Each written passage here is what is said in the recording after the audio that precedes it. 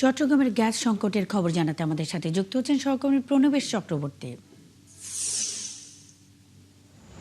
Pranabesh, Maheshkhali terminal থেকে গ্যাসের সরবরাহ বাড়ার পর অবস্থার কোনো পরিবর্তন হয়েছে কিনা, কি অবস্থায় আছে শিল্প প্রতিষ্ঠানের উৎপাদন? চট্টগ্রামে মহেশখালীর যে দুটি ভাসমান টার্মিনাল রয়েছে সেখান থেকে গ্যাস সরবরাহ বেড়েছে।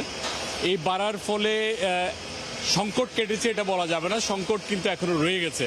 কর্ণফুলী গ্যাস ডিস্ট্রিবিউশন কোম্পানি আমাদেরকে যেটা বলেছে, চট্টগ্রামে প্রতিদিন গ্যাসের চাহিদা হচ্ছে 340 থেকে 360 মিলিয়ন ঘনফুট, সেখানে এখন পাওয়া যাচ্ছে 240 মিলিয়ন ঘনফুটের মতো পাওয়া যাচ্ছে। অর্থাৎ এখনও কিন্তু গ্যাসের যে সংকট বা চাহিদা সে অনুযায়ী পাওয়া যাচ্ছে না, ফলে সংকটটা থেকে যাচ্ছে। তবে এখানে যে ফিলিং স্টেশন সেখানে আগের মতো সেই ভিড়টা এখন নেই। তারা বলছেন চাপ অনেকটাই বেড়েছে। তবে বেলা বাড়ার সাথে সাথে আবার ফিলিং স্টেশনগুলোতে চাপটা বাড়তে থাকবে। এখন সকাল, এখন চাপ নেই বললেই চলে। 11টা-12টার দিকে আসলে দেখা যাবে এখানে কিন্তু প্রচুর সারি। আর কলকারখানার অবস্থা জানতে চাইছিলেন, কলকারখানায় যে পরিমাণ গ্যাস দরকার সেই পরিমাণ গ্যাস কিন্তু মিলছে না।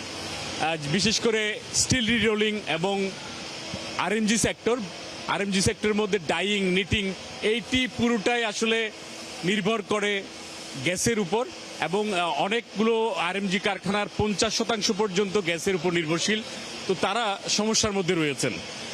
তবে এখানে আরপিজিসিএল, যেটি মহেশখালী গ্যাস টার্মিনালগুলো থেকে এখানে গ্যাস সরবরাহ করে থাকে, তো তারা যেটা আমাদেরকে জানিয়েছেন যে এখন অ্যাক্সিলারেট এনার্জি তারা 270-এর মতো দিচ্ছেন, আর সামিট গ্রুপ তারা 520 মিলিয়ন ঘনফুট গ্যাস সরবরাহ করছে। আমি একটু জিজ্ঞেস করি, গ্যাস এখন এখানে কেমন পাওয়া যাচ্ছে, চাপ কেমন? এখন তো স্যার আগের থেকে একটু কমছে।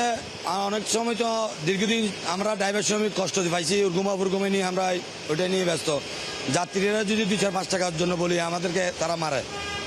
আমরা একটু পাওয়া যাচ্ছে, আগে থেকে একটু গ্যাসের প্রেশার কম পাওয়া যাচ্ছে, প্রেশার কম। শুনছিলেন এখানে যারা চালক রয়েছেন তারাও বলছেন গ্যাস আগের চেয়ে ভালো, চাপ রয়েছে। তবে কাঙ্ক্ষিত অনুযায়ী যে চাপ সেটি এখনো মিলছে না।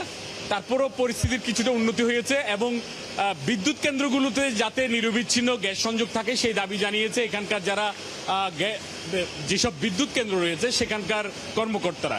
এটি ছিল চট্টগ্রামে গ্যাস সংকট যে চলছে তার সর্বশেষ পরিস্থিতি। মুন্নি। প্রণবেশ, অসংখ্য ধন্যবাদ। সঙ্গেই থাকবেন। চট্টগ্রামের গ্যাস সংকটের খবরাখবর নিয়ে প্রণবেশ চক্রবর্তী যুক্ত ছিলেন।